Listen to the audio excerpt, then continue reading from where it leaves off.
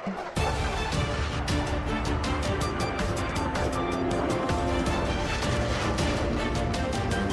ইরানকে জাহান্নাম বানানোর হুঁশিয়ারি দিলেন মার্কিন প্রেসিডেন্ট ডোনাল্ড ট্রাম্প। 48 ঘন্টার মধ্যে চুক্তি না করলে দোজখ নেমে আসবে ইরানের ওপর। এমন পরিস্থিতিতে এখন কি করবে তেহরান?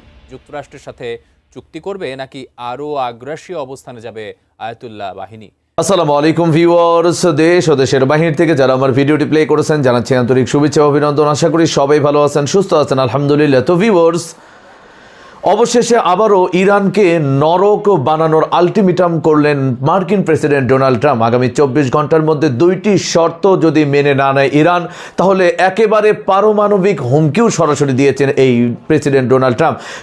হরমুজ প্রণালীর চলাচল স্বাভাবিক এবং যুদ্ধবিরতি চুক্তিতে তাদের সমর্থনকে কেন্দ্র করে ডোনাল্ড ট্রাম্পের যে আলটিমেটটি করা হয়েছিল বিগত 10 দিন পূর্বে, সেই আলটিমেটের আর মাত্র 48 ঘন্টা বাকি। এই 48 ঘন্টার মধ্যে যদি ইরান এই 2টি শর্ত মেনে না নেয়, তাহলে নরকের হুমকি দিয়েছেন ট্রাম্প। কি ঘটতে যাচ্ছে মধ্যপ্রাচ্য জুড়ে, আজকে আমরা বিস্তারিত আপডেট জানবো রিপোর্টে। সো ভিডিওতে যাওয়ার আগে ছোট রিকোয়েস্ট করবো, যারা চ্যানেলটি সাবস্ক্রাইব করেননি, সকল আপডেট সবার আগে জানতে অবশ্যই চ্যানেলটি সাবস্ক্রাইব করে পাশে রাখবেন। দর্শক আসুন স্ক্রিনে।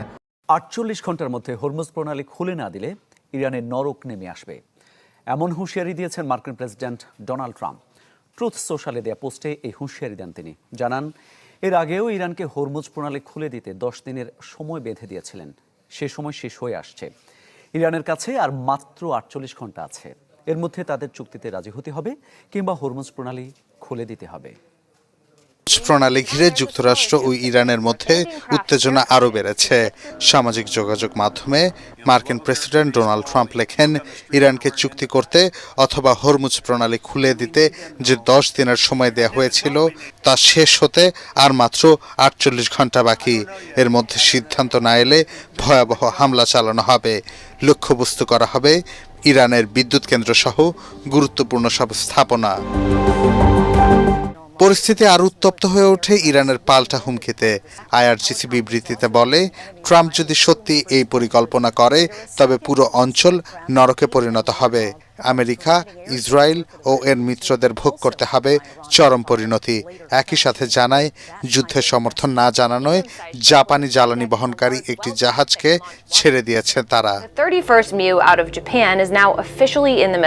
এদিকে শনিবার ইরানের আকাশ প্রতিরক্ষা ব্যবস্থার আঘাতে ধ্বংস হওয়া যুদ্ধবিমানের পাইলটের খোঁজে এখনও উদ্ধার অভিযান চালাচ্ছে যুক্তরাষ্ট্র। তবে তাদের আটক করতে পাহাড়গুলোতে অভিযান চালাচ্ছে ইরানের বিভিন্ন সশস্ত্র সংগঠন।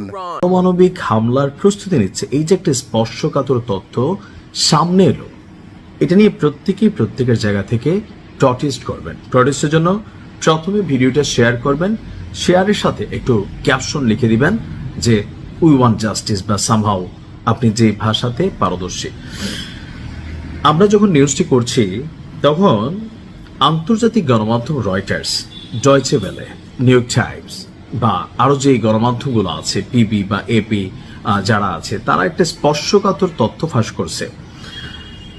এই তথ্য যিনি ফাঁস করে দিয়েছেন উনি হচ্ছেন জাতিসংঘে প্যাট্রিয়টিক ভিশন অর্গানাইজেশনের স্থায়ী প্রতিনিধি মোহাম্মদ সাফা। যেহেতু মোহাম্মদ সাফা তিনি একজন মুসলিম, প্রায় 12 বছর তিনি কূটনৈতিক দায়িত্ব পালন করছিলেন। কিন্তু জাতিসংঘ আসলে যা দেখায় আর ভেতরে ভেতরে জাতিসংঘের যে চরিত্র সেটাকে তিনি প্রকাশ করে দিয়েছেন।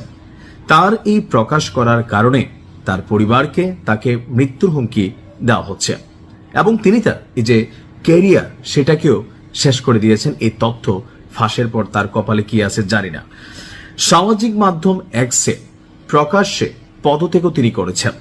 এরপর তিনি বলছেন যে জাতিসংঘ ইরানের বিরুদ্ধে পারমাণবিক অস্ত্র ব্যবহারের সম্ভাব্য পরিস্থিতির জন্য প্রস্তুতি নিচ্ছে।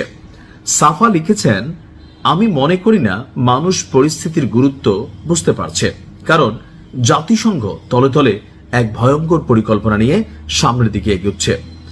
তেহরানে অর্থাৎ ইরানের রাজধানী তেহরানে এই পারমাণবিক হামলার ছক কষা হচ্ছে, যেখানে প্রায় 1 কোটি মানুষ বসবাস করে। তিনি বলছেন যে আমি এই তথ্য ফাঁস করতে গিয়ে আমার কূটনৈতিক ক্যারিয়ার বিসর্জন দিয়েছি। নিউক্লিয়ার উইন্টার ঘটার আগে, অর্থাৎ এই পারমাণবিক কি বলা হয় যে ঘটনাটা ঘটার আগেই তা ঠেকাতে আমি আমার দায়িত্ব স্থগিত করেছি, যাতে এই মানবতা বিরোধী অপরাধের অংশ হিসাবে আমাকে আজীবন এর দায়ভার বহন করতে না হয়। অর্থাৎ যেহেতু তিনি খুব ঊর্ধ্বতন একজন কর্মকর্তা, তিনি এই তথ্যগুলো জানেন, চাকরি রক্ষায় বা টাকার জন্য, তার ক্যারিয়ারের জন্য তিনি এতগুলো মানুষের জীবন নিয়ে খেলতে চাচ্ছেন না।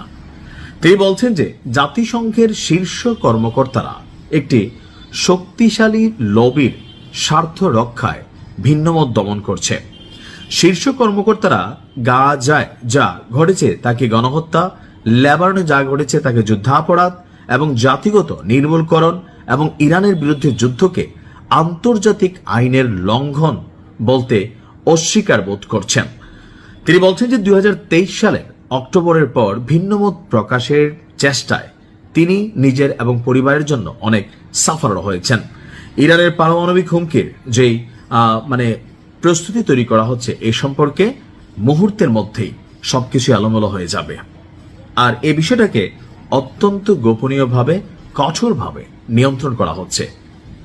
তবে সবচেয়ে বড় কথা হচ্ছে, এমন সিদ্ধান্ত পৃথিবীকে তৃতীয় বিশ্বযুদ্ধের দিকে নিয়ে যাবে, তাতে কোনো ভুল নাই। আর এই ঘটনা, এটার জের ইরানকে হয়তোবা আগামী 100 বছর টানতে হবে। ট্রাম্প বলতেছিল যে ইরানকে প্রস্তর যুগ, অর্থাৎ প্রাগৈতিহাসিক যে আমরা যুগকে বলি, ইতিহাস যেখান থেকে লিপিবদ্ধ করা হয়েছে তাকে আমরা গণনা করতে পারি। বা এই যে যেমন ইংরেজি সাল, লাইক আমরা এখন 2026-এ, আজকের দিনে আমি নিউজটি করছি হয়তো এপ্রিলের 4 বা 5 তারিখে, এটা হচ্ছে খ্রিস্টীয় শতাব্দী, অর্থাৎ যীশু খ্রিস্টের জন্মের পর থেকে এই সালটা গণনা করা হয়। তো এর আগে কি ছিল না? পৃথিবী লক্ষ লক্ষ বছর যাবৎ চলছে।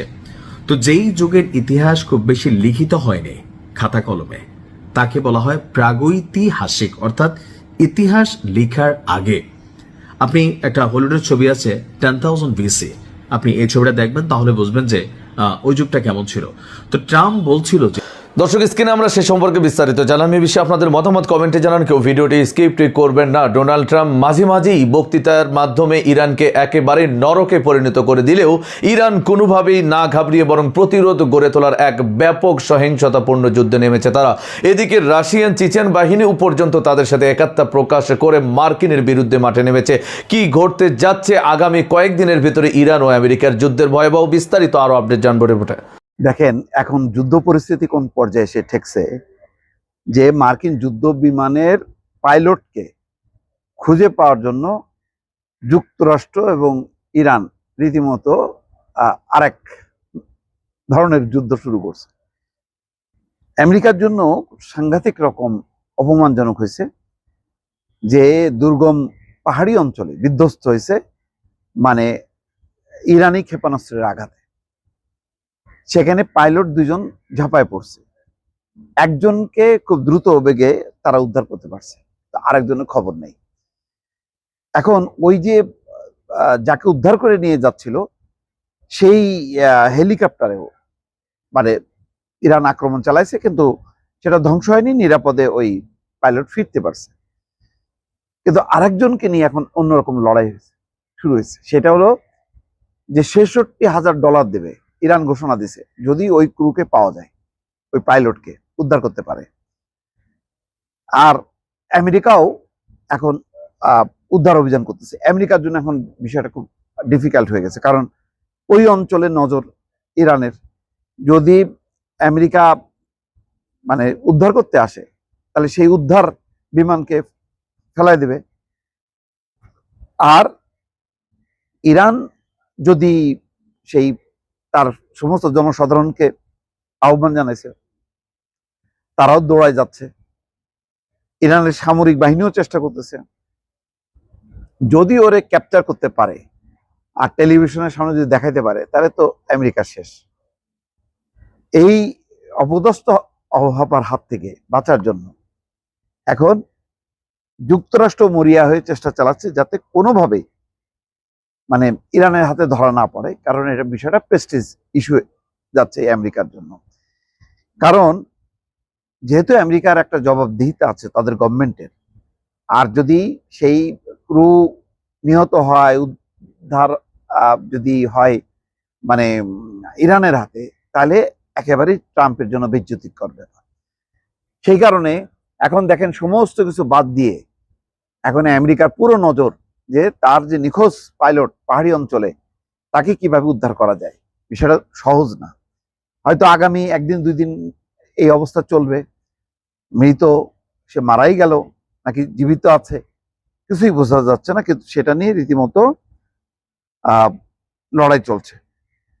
আর ইরানকে ব্যস্ত রাখার জন্য তেহরানে হামলা চালাচ্ছে আবার ইসরায়েল, যাতে তারা ওইদিকে নজর না দেয়। কিন্তু তেহরানও পাল্টা কঠিন কঠিন জবাব দিচ্ছে। বেনিয়ামিন নেতানিয়াহু বলছে। দর্শক, স্ক্রিনে আমরা সে সম্পর্কে বিস্তারিত জানলাম। সো ভিডিও এই পর্যন্ত। ভালো লাগলে লাইক অ্যান্ড কমেন্ট করবেন। দেশের সকল আপডেট সবার আগে জানতে অবশ্যই চ্যানেলটি সাবস্ক্রাইব করে পাশে রাখবেন। দেখা হবে পরবর্তী ভিডিওতে ইনশাআল্লাহ। আসসালামু আলাইকুম ওয়া রাহমাতুল্লাহ।